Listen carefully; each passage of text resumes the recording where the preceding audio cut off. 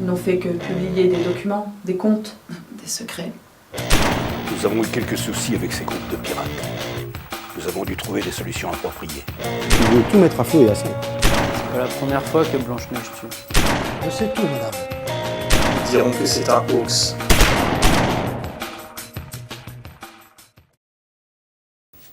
Le Club des 5 était avant tout un groupe de jeunes débiles qui se lançaient des défis sur le net. Des défis. Ils ont attaqué plusieurs fois des sociétés, des entreprises, des sites de l'État. Ils récupéraient des mots de passe, des pages internet, des mémos qu'ils diffusaient. Le Club des 5 s'est inspiré d'autres groupes de hackers existants depuis les années 80. Les pirates isolés se trouvent rapidement des amis pour se lancer des challenges. Durant les années 80, mais surtout les années 90, ces clubs se multiplient. Le plus connu d'entre eux, le Chaos Computer Club, que l'on désigne souvent par l'acronyme CCC, est l'une des organisations de hackers les plus influentes en Europe. Ils font campagne pour la liberté de l'information et de la communication sans aucune censure, quelle qu'elle soit, par n'importe quel gouvernement ou compagnie.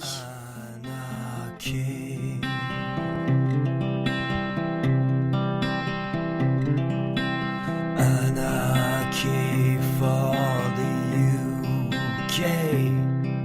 It's coming sometime. Ils troublent l'ordre public, déstabilisent les marchés et remettent en cause la sécurité de nos institutions.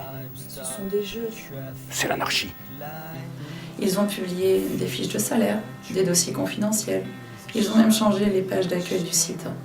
Et cela vous a fait perdre des millions. N'imaginez pas le degré de nuisance. Nous dépensons des millions pour notre image. Et ces hackers, ces pirates, ont détruit le travail de toute une vie. Le Club des 5 était composé de 5 pirates qui jamais ne se sont rencontrés et qui pourtant ont su nuire et faire paniquer une grande partie des marchés financiers mondiaux. En quelques années, leurs attaques ont causé des pertes évaluées à 40 millions de dollars.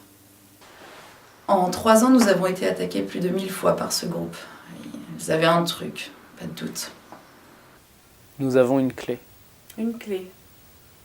On a travaillé longtemps sur une clé de codage, nous permettant de rentrer dans les réseaux, les serveurs. Une clé unique. Un petit programme, rien de bien méchant.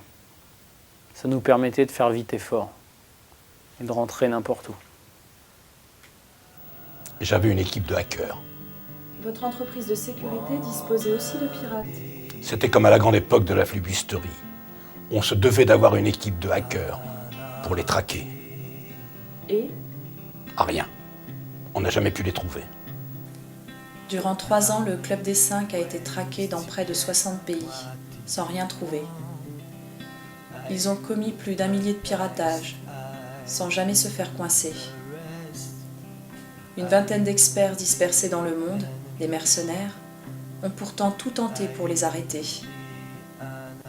Le général Garnier a même avoué à demi-mot qu'il avait payé des fortunes pour les trouver. Et pourtant, rien. Le logiciel qu'employait le club allait trop vite. C'est un petit code source, code source. un petit programme que nous avons amélioré, Et d'où venait-il? le code Turing. Pendant la Seconde Guerre mondiale, Turing, le fameux mathématicien anglais homosexuel, est un des principaux acteurs des recherches menées par le service britannique du chiffre. Ce groupe visait à casser les codes secrets de la machine Enigma, utilisée par les nazis. Cette fameuse machine permettait de crypter les messages des nazis et ainsi de les rendre incompréhensibles aux Alliés.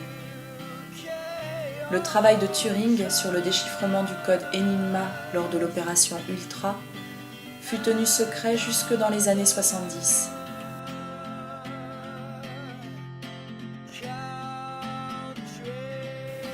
Il mit pour cela en place un code mathématique complexe.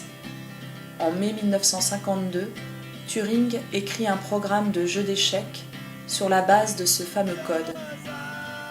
Ne disposant pas d'un ordinateur assez puissant pour l'exécuter, Il simule lui-même les calculs de la machine, mettant environ une demi-heure pour effectuer chaque coup.